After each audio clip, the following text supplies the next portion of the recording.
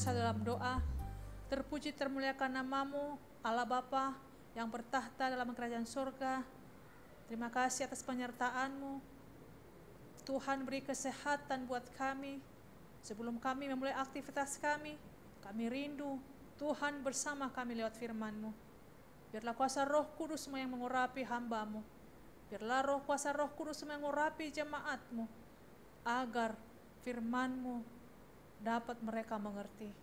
Terima kasih Tuhan, dalam nama Yesus Kristus kami berdoa dan mengucap syukur. Amin.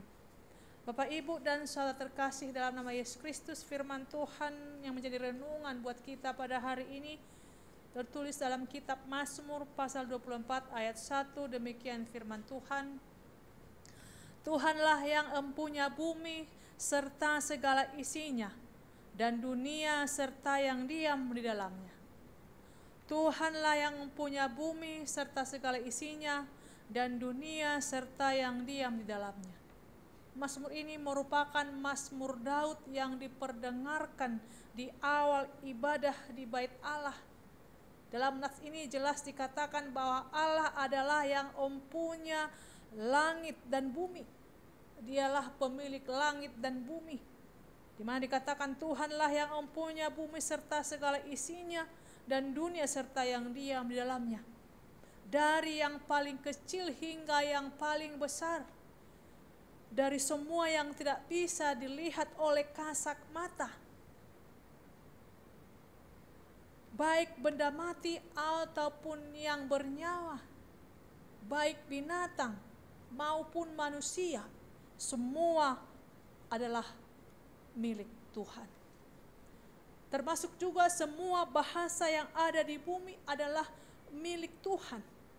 Sekalipun secara kultural atau sosial budaya, bahasa adalah milik bangsa yang menggunakannya. Namun secara teologi, semua bahasa adalah milik Tuhan. Semua bentuk keajaiban dan keunikan yang ada dalamnya ada dalam kontrol Allah. Bapak, Ibu, dan saudara terkasih, dalam nama Yesus Kristus, Allah tidak pernah menyatakan dirinya dengan segala kemegahannya. Sebaliknya, Allah menyatakan dirinya kepada umat kesayangannya sebagai Allah yang berkarya. Allah menyatakan dirinya melalui ciptaannya. Allah tidak pernah meninggalkan ciptaannya.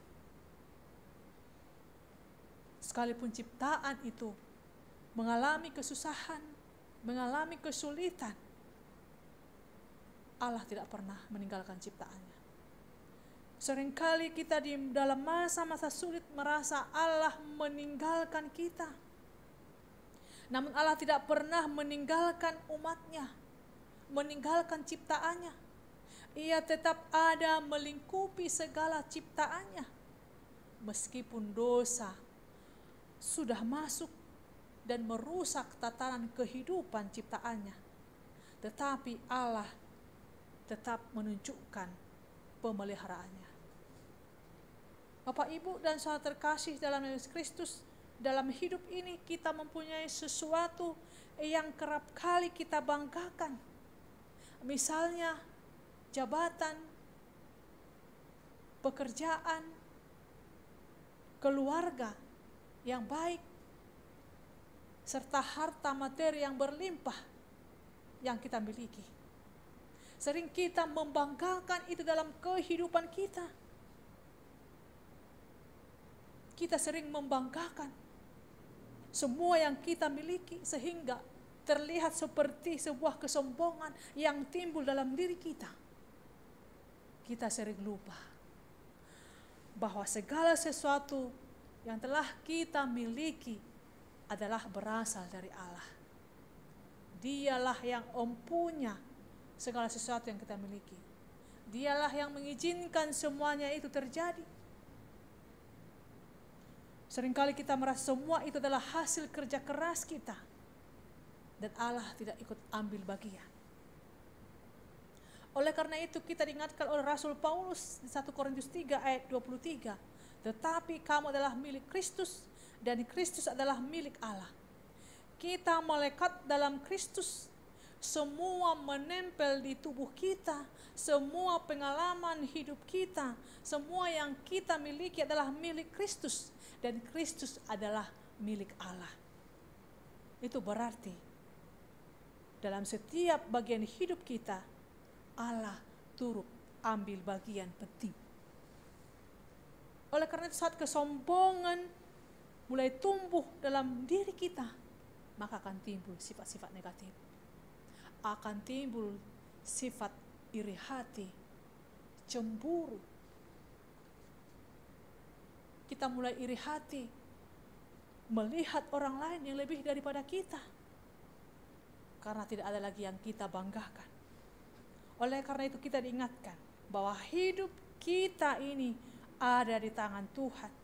Segala yang kita punya, segala yang kita miliki adalah milik Tuhan. Oleh karena itu tidak ada perlu kita menyombongkan diri. Apapun yang ada dalam diri kita, baik jabatan, baik pekerjaan, baik harta yang melimpah, semua itu adalah milik Allah. Tuhan mengizinkan itu ada bagi kita. Oleh karena itu tidak perlu kita menyombongkan diri. Mari kita libatkan Tuhan dalam hidup kita.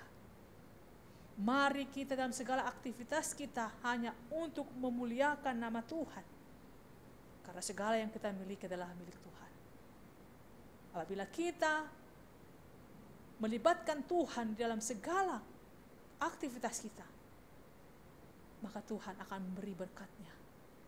Tidak hanya berkat jasmani, tetapi kehidupan yang kekal yang telah disediakan bagi orang percaya. Amin. Kita berdoa. Allah Bapa yang terkasih dalam nama Yesus Kristus, terima kasih kami telah mendengarkan firman-Mu. Mampukan kami untuk mengandalkan Tuhan dalam kehidupan kami, karena apa yang kami punya adalah milik Tuhan. Biarlah Tuhan campur tangan dalam setiap kegiatan atau rencana kami, agar apa yang kami lakukan hanya untuk kemuliaan Tuhan saja. Tuhan, kami akan memasuki tatanan kehidupan baru, di mana kami akan berdamai dengan COVID-19. Sertailah kami Tuhan, supaya kami tetap hati-hati dan waspada melanjutkan hidup kami.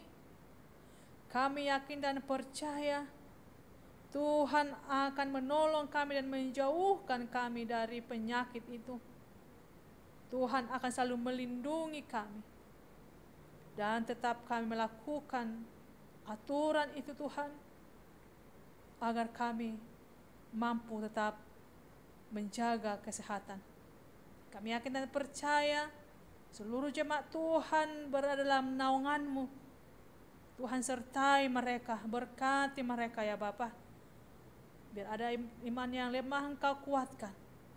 Bila ada fisiknya yang lemah, Tuhan Engkau beri kekuatan.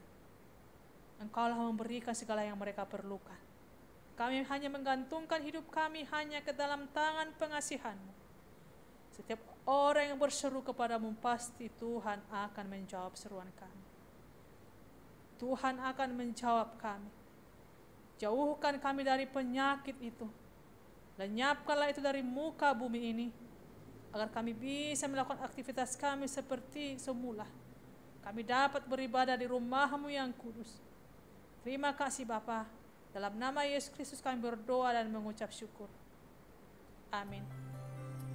Bapak, Ibu, dan saudara kasih, Tuhan Yesus memberkati.